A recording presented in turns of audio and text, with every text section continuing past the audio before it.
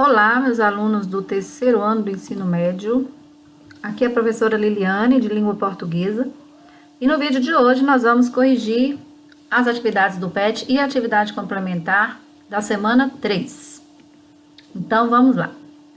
A atividade 1 do PET apresentou o seguinte questionamento: que valor que a argumentação pode ter na condução da vida pública de uma comunidade, de uma cidade, de um estado ou de um país, bem como no cotidiano das pessoas, especialmente em situações que parecem difíceis?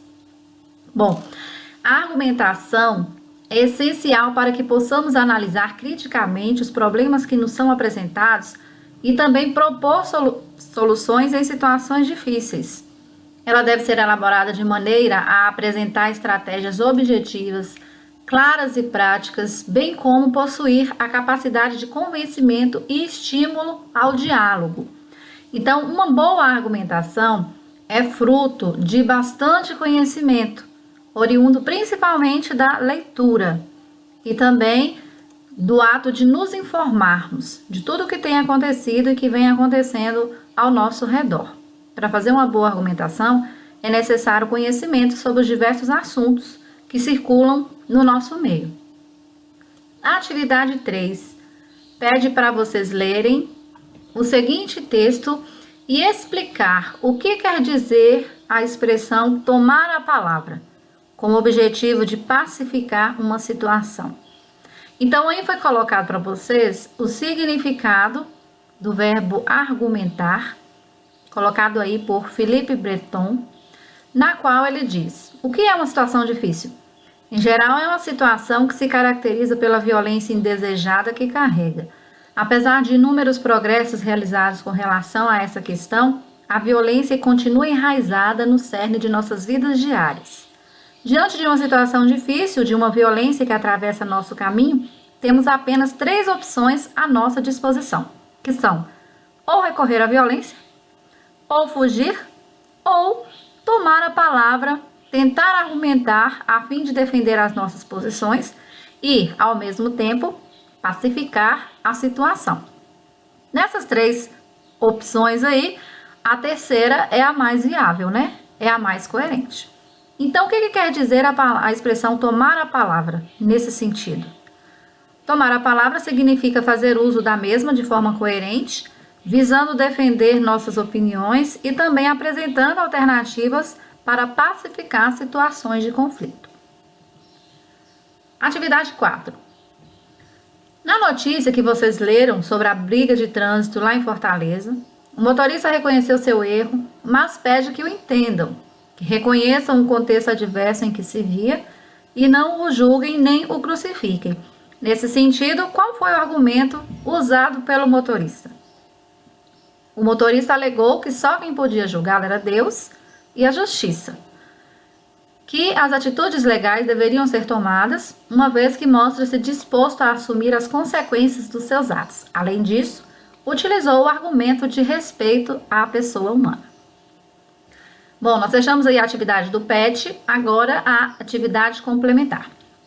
Foi sugerido aí para vocês que vocês fizessem uma breve pesquisa sobre os termos que estão sendo trabalhados nessa semana, que é coerência e coesão textuais. E vocês iriam pesquisar e apresentar o significado desses termos e as diferenças entre eles. Então, vamos lá. Todo texto, quando nós vamos produzir, esses 2 termos são fundamentais para que esse texto saia bem feito, para que ele saia bem compreensível. A coerência e a coesão são 2 mecanismos fundamentais para a produção de texto. A coesão seria o que exatamente? É um meio, um mecanismo que a gente utiliza e ele está relacionado com os elementos que asseguram a ligação entre as palavras e as frases. Ou seja, é a boa utilização de elementos conectores, que também são chamados de conectivos. Desse modo, aí a gente consegue interligar as diferentes partes de um texto. O significado de coesão está relacionado com mecanismos linguísticos do texto que são responsáveis por estabelecer uma conexão, ou seja, uma ligação entre cada ideia do texto. A coesão cria relações entre as partes do texto, de modo a guiar o leitor relativamente a uma sequência de fatos. Uma mensagem coesa apresenta ligações harmoniosas entre as partes do texto. A coerência textual já está diretamente relacionada com a significância, ou seja, o sentido das palavras, a interpretabilidade de um texto, o entendimento que ele passa. A mensagem de um texto é coerente quando ela faz sentido e é comunicada de forma harmoniosa, de forma que haja uma relação lógica entre as ideias apresentadas, onde umas complementem as outras. Eu vou usar uma metáfora aqui para que vocês possam compreender melhor. Suponhamos que o texto que vocês produziriam seria uma colcha de retalhos.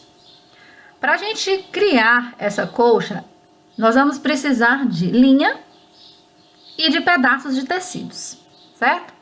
Então, vamos caracterizar aí a linha como se fosse a coesão e os pedaços de tecido como se fosse a coerência. Para a gente unir um pedaço de tecido ao outro, é necessário usar a linha.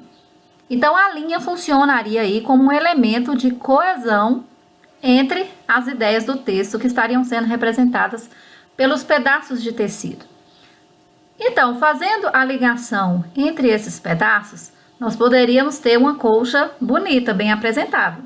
Porém, se nós não escolhermos os pedaços de tecidos adequados, que se completam, que se harmonizam, dependendo da tonalidade, da estampa que a gente seleciona, a colcha pode ficar harmoniosa ou ela pode ficar uma colcha meio bagunçada, meio misturada. Com o texto não é diferente.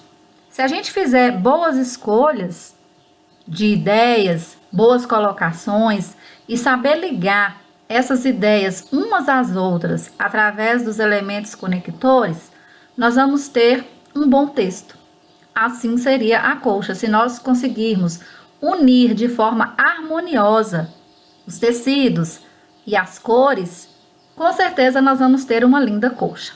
Então, espero que vocês tenham entendido melhor sobre o que quer dizer esses elementos no momento de produzir um texto.